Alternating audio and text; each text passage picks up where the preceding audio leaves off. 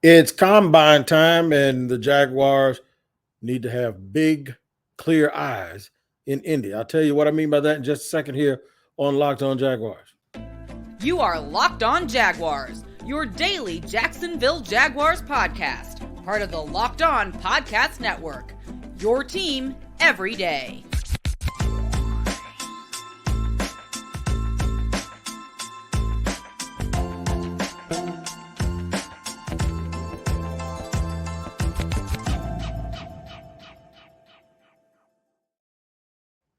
Thank you for joining me, Tony Wiggins, your host of Locked On Jaguars, your daily Jacksonville Jaguars podcast. We're at your team every day, and we thank you for making us your first listen.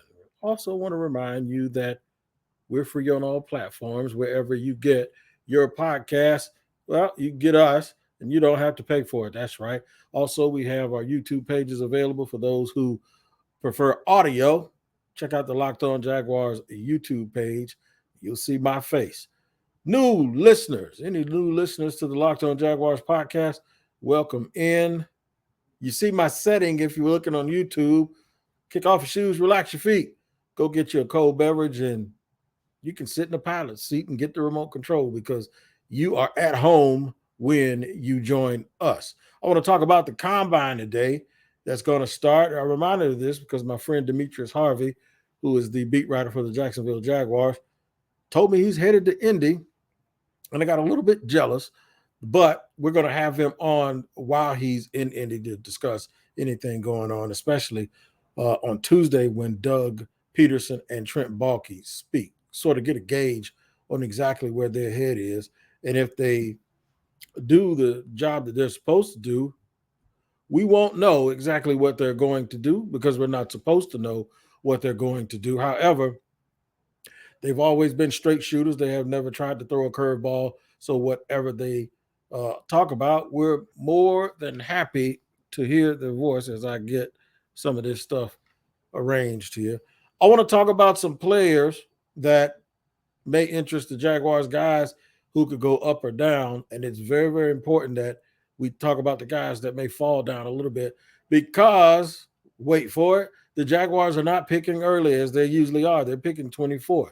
So there's always that one guy or those two guys that kind of fall down in the draft a little bit, not because of character issues, but because, well, that happens too, but that's not what I'm talking about. I'm talking about guys that for some reason may have one or two things that scare people off, and then that dude turns out to be a good player. I'll give you an example. Last year for me, it was George Karlaftis. I think I said his name correctly. I just watched his tape and I saw the hustle. I saw all of the effort, but I also saw short arms, and I saw him not get home sometimes when you watch the tape instead of the highlights. He played well for a team that won the Super Bowl. So you got the production out of him that showed in college, but when you tried to project some of the things that you saw in the non-highlight tapes, it just did not sit well and it did not add up. So that being said, I downgraded him a little bit and I said I wouldn't take him in the first 3 rounds. Guess who looks like a dummy? Me. But that's all right because I own everything that I say and I own everything that I give out when it comes to the Jaguars. I'm just going to go through a PFF top 100. And I also love to use the draft network, but for the sake of this, I got to spread it around a little bit. And I used the first one that came up. We'll get to all of those boards. But I'm going to use this one. And there are some things that may not line up. And what I mean by that, if you notice in the title, I want the Jaguars need to line directly up with their position when it comes to picking in the draft. In order to do, you can't control whether that happens or not, by the way. So we're not going to even pretend that that's something that can be controlled by the team that's picking. What can be controlled is what they decide to do with whoever falls to them. So in both segments 2 and 3, we're going to really hammer it home. I'm going to set it up, though, by trying to explain my position on it. We talk all the time about BPA, best player available. Now, obviously, the Jaguars aren't going to pick a quarterback. If Will Levis or Anthony Richardson falls to that position, it might be a good time to trade out and move back. but they're not going to pick a quarterback. I don't think they're going to pick a center unless that center can play left guard also. So we have to rule out the positions where you really honestly think they're going to draft someone. With the addition of Calvin Ridley, it's not likely that they take a wide receiver. But I'm not going to rule it out if that wide receiver is someone who is just lights out and they know that this kid is going to be a good pro. I almost might think they might draft a dude just to be over the top at that position. Plus, they might draft because they don't want to have to play against him. And if he just falls to him, sometimes you just got to do what you got to do. So anybody that has the potential to score touchdowns and where they play for people anyway, I don't think it's I don't think it's out of the question that that they'll use a pick on those spots. But I do believe we've talked about the boards. You know, there's an overall board that you have to make that'll allow you to keep count with who's been picked and what might fall to you and what might be there value wise if you move back. But then there's your board, like, okay, who helps us the most? And I do believe the Jaguars will have a board like that. Like, okay, if this guy's here now, I don't know this for a fact, but I'm gonna just guess based on what I've been able to juxtapose over the years when I talk to certain people.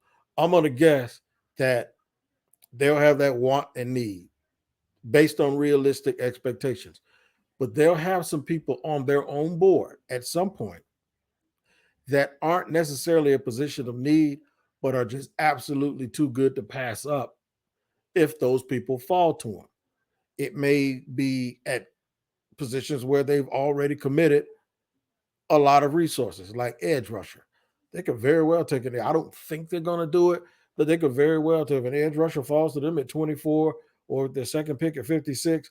Do I think that they'll do it and they'll pull the trigger? Second round, yes. First round, maybe. This is what we mean by best player available. Sometimes the best player available and your actual need, they don't really line up like you want them to, or like you expect them to. I wouldn't say want, because you can always just pick the guy you want that fills a need that's an automatic starter the first year. Or you can pick a guy that's a really good player and you just want him on your team and you'll find the touches for him. I don't think they're going to touch running back in the first round. I don't believe they're going to touch left tackle or right tackle in the first round if they bring back Jawan Taylor. They could touch guard. They could definitely, if need and best player available lined up, like Osiris Torrance or somebody is just sitting there at 24, and that could happen. Linebacker, I don't think they're going to do it. When I'm not talking about outside linebacker, I'm talking about the off-ball linebacker, the Mike, the Will, or whatever, however where they want to call it, the guys in the middle of the defense. I don't think they'll do it. I also don't think that that's a very strong position early, so we don't have to worry about it. Safety, I've heard a lot of people say Brian Branch because he can play the slot, he can play safety, he can play. So I get that. I understand it, and it may happen. It could. Corner is definitely a possibility because of need. Tight end, depending on what happens with Evan Ingram, and then if somebody just falls to him because they run a lot of two tight end sets, a guy that's a little bit more complete who can block and catch, absolutely that could also occur. Defensive tackle, I don't think at that position early that's going to be there. We'll look at the top 100. I just don't think there's going to be somebody there at that spot that really intrigues them. I think a guy like Keanu Benton from Wisconsin could definitely intrigue them in round 2, but we'll just have to wait and see. So we're going to go through this a little bit using the PFF top 100, and I'm going to tell you some guys that I honestly believe the Jaguars are going to take a mean look at in the first, second, or the third round. We'll do all that in just a second here. We'll get into it in segment 2 on Locked On Jaguars. First, I have to let you know about today's sponsor. It is Built Bar. That's right. If you're looking for a delicious treat but don't want all the fat and calories, then you got to try a Built Bar. We just got through the holidays and the new year, and I know my goal is to eat a little healthier this year. If you're like me, you want to eat healthier, but you don't want to compromise taste, then man, I've got just the thing for you. You got to try Built. With Built, healthy is actually very, very tasty. Seriously, they're so delicious you won't think they're good for you. They're covered with 100% chocolate, but that's not a bad thing.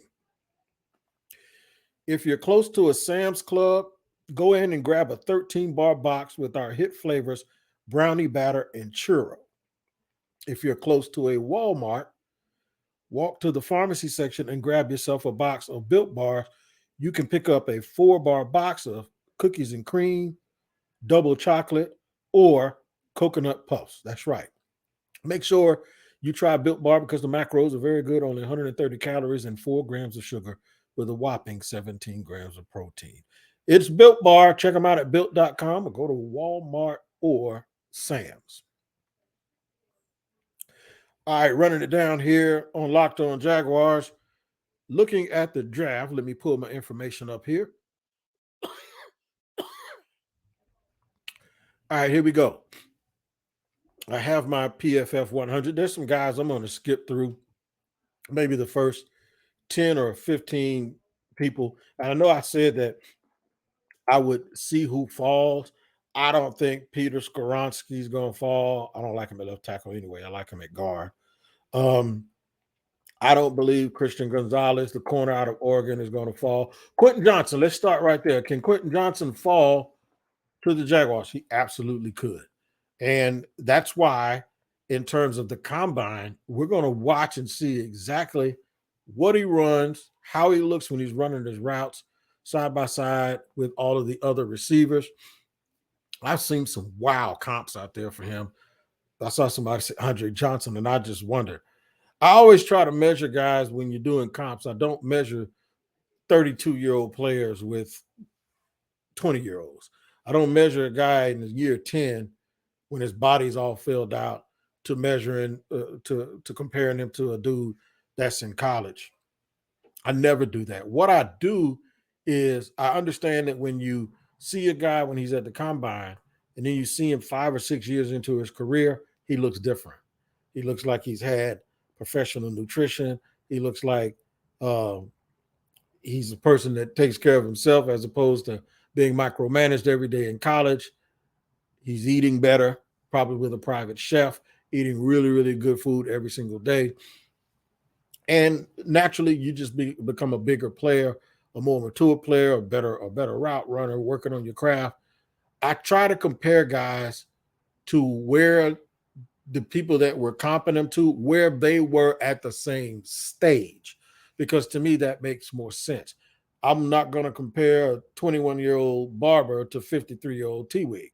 I will compare a 21-year-old Barber to 21-year-old T-Wig to see if they track in the same direction. So just giving you that, I've seen comps of Quentin Johnston going to guys like Andre Johnson. I'm thinking like, you didn't watch Andre Johnson play in college, did you? Andre Johnson was a burner, like a world-class fast guy who could jump super, super high. I don't see that. I don't see that comparison at all. I also like, for instance, a real good buddy of mine that we go back and forth.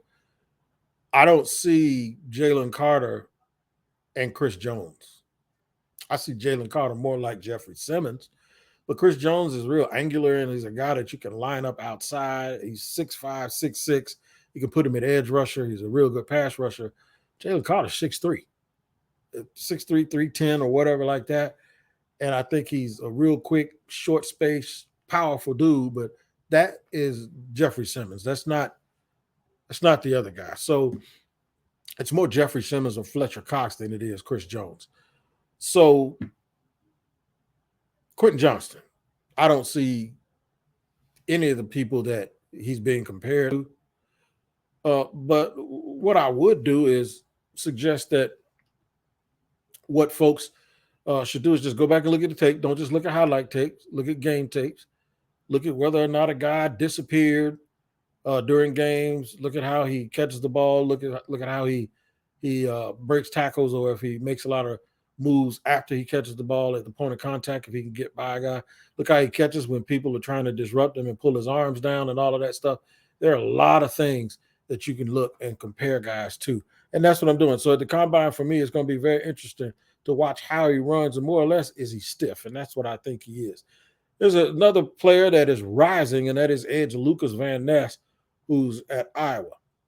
He's a power rusher, and he's very unique and flexible, and he tries to go through offensive linemen according to this. That sounds like Trayvon Walker. That sounds like a do-over. That sounds like a guy you already have, right? So you want to see how he moves around at the combine too. Now, Trayvon was a top 8 player, and then, well, he's a top 15 guy, and then you started hearing top 8 last year, and then it almost feels like he sort of finessed himself because of his workout into the top 5.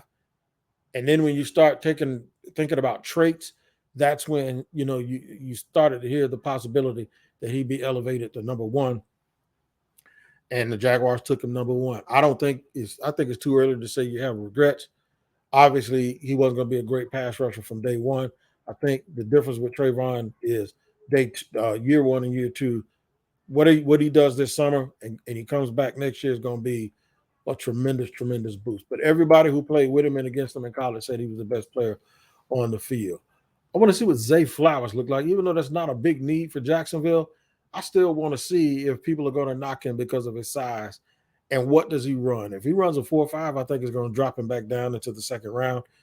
He reminds me of Randall Cobb.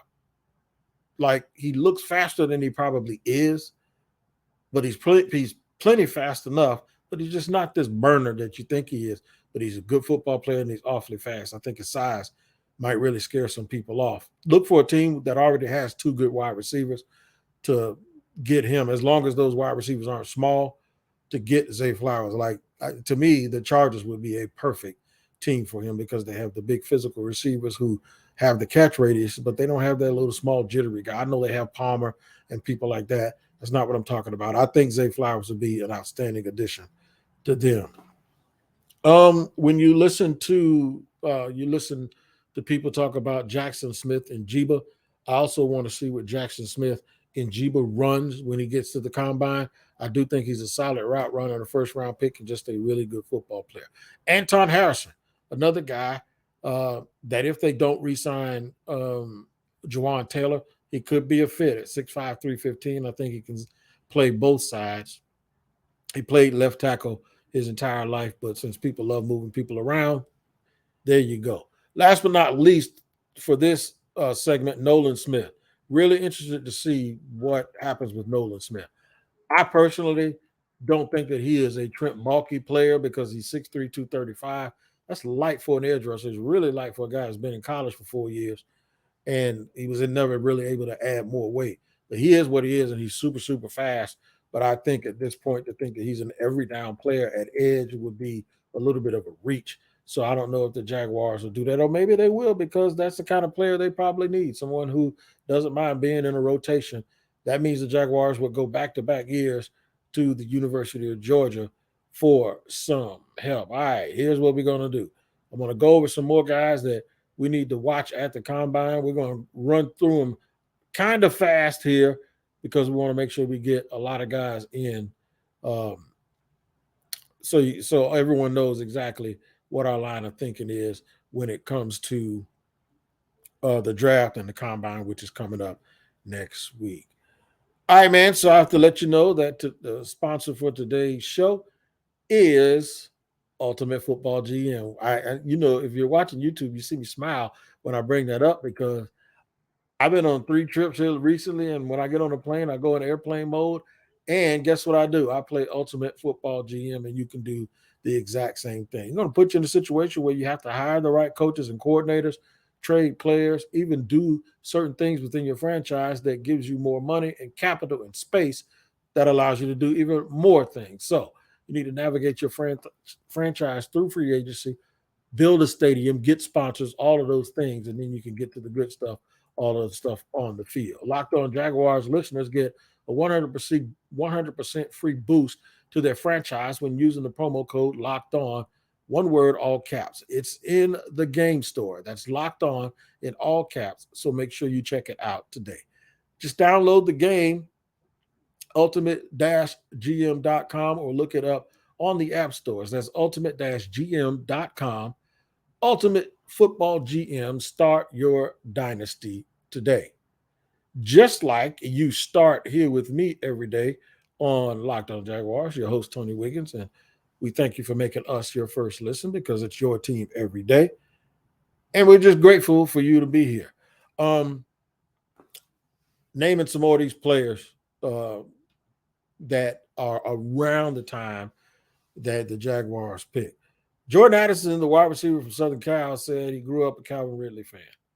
We don't need two Calvin Ridleys. We already have one, so we're going to skip right past Jordan Addison. Broderick Jones, if he falls this way, depending on what the Jaguars do in free agency, he's another guy that you watch. Now we're getting to the good stuff. We're getting to 3 consecutive players here in Cam Smith, the active corner out of South Carolina, and Darius Rush, also his teammate. A lot of people like him a little bit later. I've had South Carolina Gamecocks fans tell me they like him more. Let's see him side by side at the combine, and then you can project what they do when they get to the league. A name that a lot of people are familiar with, Joey Porter, but this is the junior version, Joey Porter Jr. Joey Porter Jr. is the son of course, former Steeler Joey Porter. He's a good player too, man, and he's big. He's 6'2", 198. I think he plays really, really well. He attacks receivers really, really well. He only allowed 143 yards in 10 games. That is a tremendous, tremendous amount of work that he did in a big-time conference. You could give that up just against Ohio State alone. So that's a tremendous amount of work for him, and I think he'd also look good in the Jaguars uniform. My man Osiris Torrance, for the University of Florida in interior offensive lineman, I think he is a fabulous prospect. Also, I want to see what his body looks like. I expect him at 6'5", 342 pounds to not look like a supermodel, but that's all right. That's not required. Antonio Johnson is another guy. He's a big, big slot corner / safety. I mean, I'm talking he's Cam Chancellor big, and he runs like the wind out of Texas A&M. Luke Musgrave, I want to see him to make sure Luke Musgrave continues to do all of those things that make him really, really special. Here's a name I want you to look out for also at the combine, and I hope I pronounce it correctly. It's Laitu Latu. Say that 3 times in a row, and I'll give you $5. All right, he played at UCLA. He is an edge rusher who really, really comes off the edge. I want to see if he has any sand in his pockets, if his lower body is strong enough to play down by down in the NFL. Siaka Ika, the defensive lineman from Baylor, is a very good player. BJ Ojolari, all of these guys. Andre Carter, who played in the Army at 6'7", 260. That's almost like having Trayvon all over again, but we'll see what he looks like. Dalton Kincaid, Luke Musgrave lined up side by side. The edge from Iowa State, Will McDonough, the fourth. All of these players, collegiate Kansas, how tall is he? Somebody said 6'2". I don't know. If he's 6'2", I'm 6'5". He does not look that tall on video, on tape. We'll just have to see at the combine. Eli Ricks is very, very intriguing. Left LSU, went to Alabama. Didn't play as much as he thought, but people thought it was schematic. Super, super long and athletic, and can make a lot of plays. And Darnell Wright, if they don't bring back Jawan Taylor, we'll take a look at Darnell Wright and see what he looks like. So there's some names at the combine. There will be some guys that'll go up, some guys that'll come down. We'll be here every day. We'll have Demetrius Harvey on with us to explain what he sees with his own eyes from the ground, having 10 toes down. So we'll get to all of that. You guys have a nice weekend and keep thinking about free agency and the draft. And we'll see you here next time. Make sure you take care of each other, like I always say. And we'll see you next time here on Locked On Jaguars.